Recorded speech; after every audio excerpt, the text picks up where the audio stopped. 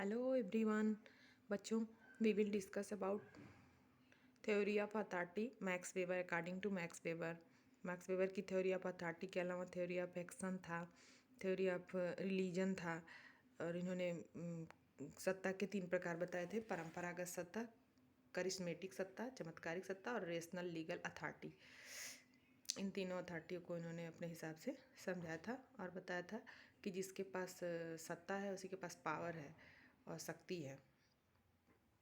इन्होंने इसको बताने के लिए बहुत सारे एग्जाम्पल दिए थे और बताया था कि ऐसे अगर आप किसी बात को कहते हैं तो कोई व्यक्ति नहीं सुनेगा, और अगर एक आईपीएस की गाड़ी आ रही है तो उसकी हार्म और अलार्म की आवाज़ सुन के ही पूरा रोड और पूरे सड़क पूरा शहर खाली कर दिया जाता है।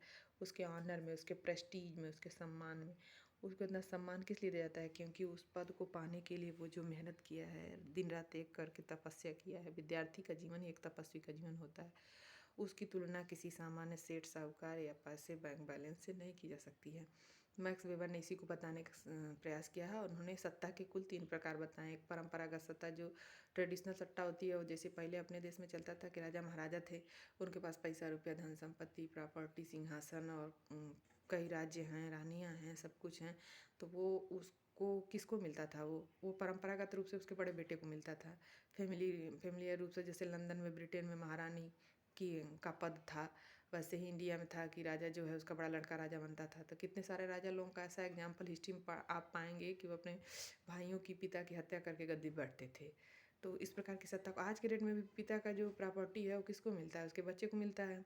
अब सत्ता का भी प्रकार उसमें होता है कि कुछ दाय भाग और कुछ मिताक्षरा संयुक्त परिवार होते हैं। उसमें कुछ फैमिली में ऐसे पिता की जिंदा रहते बच्चे को प्रॉपर्टी ट्रांसफ़र हो जाता है, कुछ में पिता की मृत्यु के बाद। तो इन्होंने ट्रेडिशनल अथॉरिटी बताया है कि पिता की संपत्ति बच्चे को पीढ़ी दर पीढ़ी मिलती रहती है। तो ये पहला हो गया ट्रेडिशनल अथॉरिटी। दूसरा है करिश्मेटिक अथॉरिटी। इसमें चमत्कारिक सत्ता कहते हैं। जैसे महात्मा गांधी थे, वो जिधर चलते थे उधर हजारों लाखों की संख्या में लोग धीरे धीरे चलने पड़ते थे, और उसके लिए तमाम कविताएं और कहानियाँ बनी हुई हैं। इसलिए उनको राष्ट्रपिता की पदवी दी गई और चल पड़े कोटि पग उसी ओर। जिधर चलते थे उधर जैसे मजमा हुजूम चल पड़ता था और लाखों लोगों उनके पीछे मरते जाते थे, लेकिन उनका फॉलो करना नहीं छोड़ते थे, क्योंकि उनके अंदर विशेष गुण था। चमत्कारिक सत्ता इसको कहते हैं। कोई वो तो लेके जन्मे नहीं थे, लेकिन देखिए एक ही धोती को पहन के ओढ़ के और पूरी इंडिया पे को आज़ाद करा के ही छोड़े। इतने सारे आंदोलन उन्होंने अपने लाइफ में किए, सारे में सब लोग, पूरे देश उनको सपोर्ट करता था, क्योंकि सबको पता था कि वो सबके लिए कर रहे हैं, अपने लिए नहीं कर रहे हैं।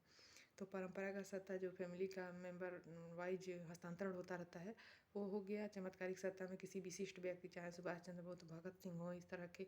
और तार्किक वैधानिक सत्ता तीसरा आता है उनका, rational legal authority. Legal authority में ये होता है कि जैसे किसी गांव का प्रधान है या डीएम है, एसडीएम है, आईपीएस अधिकारी है, रोड पे जा रहा है तो पूरी सड़क साफ हो जा रही है, उसके लिए साफ सफाई व्यवस्था। कहीं पे ये हो गया कि आज इस ज़िले में पीएम या सीएम आने वाले हैं, उनकी रैली होने वाली है, तो पूरा सड़क, पूरा रोड साफ करवा दिया जाता है, उनके लिए सजवा दिया जाता है और सारी व्यवस्था सुविधा करवा दी जाती है, ताकि वो आएँ तो देखें कि व्यवस्था पूरी बनी हुई है। क्योंकि पैसा तो गवर्नमेंट हमेशा भेजती है, अब बीच वाले लोग इसको खाते हैं, तो वही लोग सारे मिलके उसको व्यवस्थित तरीका देते हैं। तो उसको तार्किक वैधानिक सत्ता कहते हैं। तो इनके कुल मिला के सत्ता के ये 3 प्रकार हो गए: करिश्मेटिक, और परंपरागत ट्रेडिशनल, और रेशनल लीगल अथॉरिटी। तो आशा है आपको इनका तीनों प्रकार समझ में आया होगा। बच्चों, आज के लिए इतना ही। इनको व्याख्यात्मक समाजशास्त्र का जनक भी कहते हैं। जर्मनी में जन्मे थे, 1864 में इनका बर्थ हुआ था, और उन्होंने अपनी लाइफ में बहुत सारी बुकें, जिसमें the city, the theory of social and economic organisation, इसी बुक में इन्होंने ये थ्योरी ऑफ अथॉरिटी बताया था। थ्योरी ऑफ अथॉरिटी ये 3 है, इसको हमेशा याद रखिएगा बच्चों: परंपरागत सत्ता, चमत्कारिक सत्ता और तार्किक वैधानिक सत्ता। इन तीनों को उन्होंने विवेचना किया। अक्सर करके परीक्षाओं में इसको पूछा जाता है। आपके पीजीटी या पीजी के एग्ज़ाम में भी हो सकता है ये क्वेश्चन आए। तो बच्चों इसको ध्यान से देखिए। आज के लिए आशा है आपको समझ में आया होगा। मेरे चैनल को अगर पसंद आए तो लाइक, शेयर और सब्सक्राइब कीजिए, और कमेंट करना मत भूलिए। कमेंट करके आप बताइए अगर आपको चाहिए किसी और टॉपिक में मैं वीडियो बनाऊं, तो उस पर अपना सजेशन दीजिए। That's all. Thank you very much.